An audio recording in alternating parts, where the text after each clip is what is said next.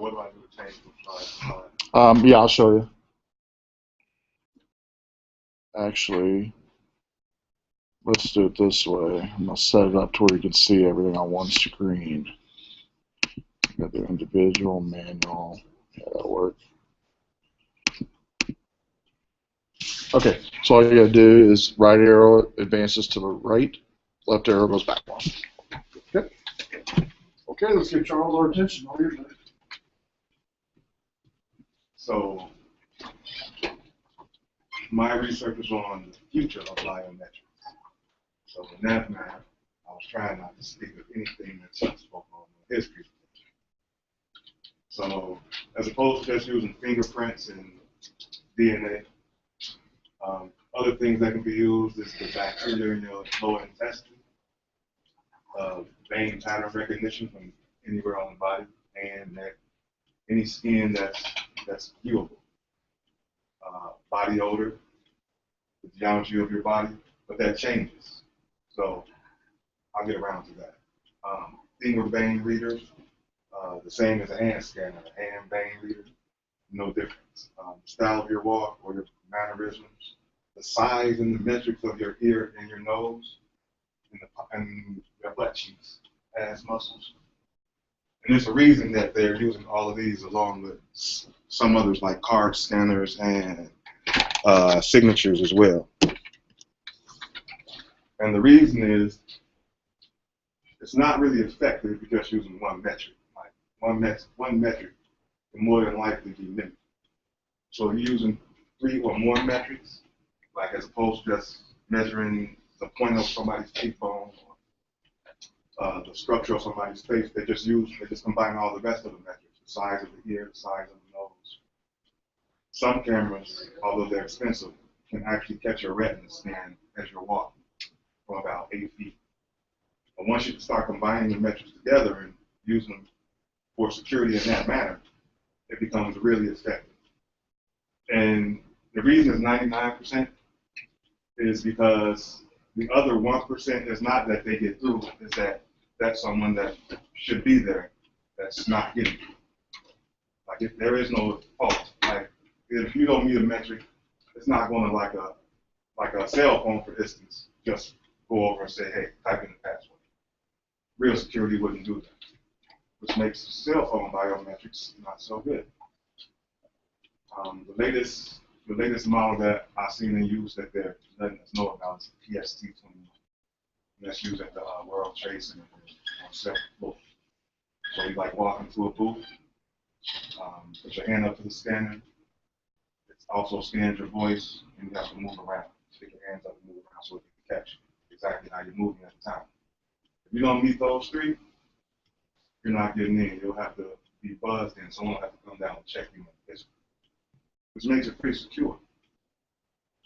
So as the technology advances, when we get more multi-model applications that uses more metrics, in all actuality, to like get a full perspective of your whole body image just like a human being, it gets really effective at that point. And these are the things that are going to advance the science of biometrics. I'm missing one. Institutions that actually have degrees on biometrics should have been right at the very top. I don't see how I missed that. And that's the problem with advancing on science. No one's really teaching. Like, you could probably check the whole state and find that maybe 4 colleges. And that would be because of the price. As cameras get, as the quality of HD cameras on devices like laptops, and even having one on the PC, although your PC doesn't come with a camera. Once those high power, like 2048-bit cameras come out, then you'll be able to use it right there at your computer. And it'll be more widespread like websites. Because no one could just come up and, no one can fake to be you. That's just impossible. You might not get into your money at that moment, but for the most part, it'll be secure. Websites, bank accounts. Like I said, in New York, they're using that apartment building.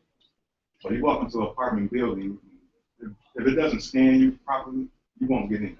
The neighbor that was coming to visit will have to type in the code, and then they would have to reach the system, and then email their smartphone. So, like me, I don't have a smartphone, you're not getting in. That's not going to happen. It's pretty secure. I was pretty impressed by it all. There was something else I wanted to say.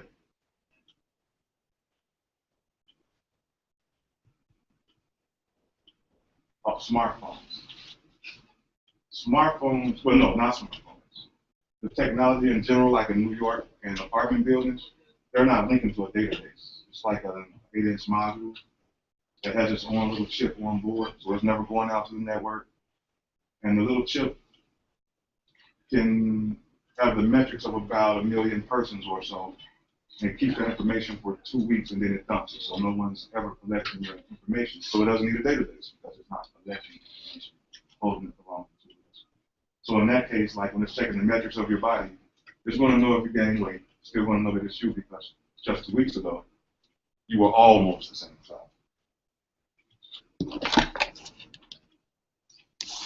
And here is an application for those that want to take. It's a multi-model biometric application made by the government, and it's open source. And it's like multi-function, so it has eye retina, hand scan. Some of the stuff you need hardware, of course, but if you had a pretty decent camera, you could probably get it to work. It also comes with manuals, user manuals, updates, the whole nine. And that will conclude my session. When you go to the World Trade Center, do you have to press your butt cheeks against the skin? Not yet, but I think in the future it's going to take a shape of like, no, your butt is big enough. You can't come in. Charles, good presentation. As far as cameras, where do folks get the high-end cameras now? They have to go online to get them, or is there? Well, you find in your research. What I researched, it actually came in as one application, so to speak. I didn't look up individual cameras. Yeah, and it was like anywhere from the package was anywhere from like 10,000 to 40,000. Right. So it's not for like normal people. Right. Although you could pull it off, like you said, if I would have YouTubed it, I could have found some information on it on a personal level. Sure. But it's more so to like secure high value property. Right. Like corporate entities, corporate business. Yeah, and for instance, when you graduate and move from Rockford and make a lot of money, right, you may want to secure your information. I was just wondering, is there like a degree called bioinformatics? Because I know they're starting bioengineering where they teach some of this stuff. It's like a branch of electrical engineering, but they focus on bio stuff. That's the same thing. Same thing. Okay. Yeah. So it's less. I didn't understand it either. How you could do it. It's almost like you have to be a computer science and a science major. And a doctor. Yeah, it seems like. Good presentation. Let's give him a hand. Excellent.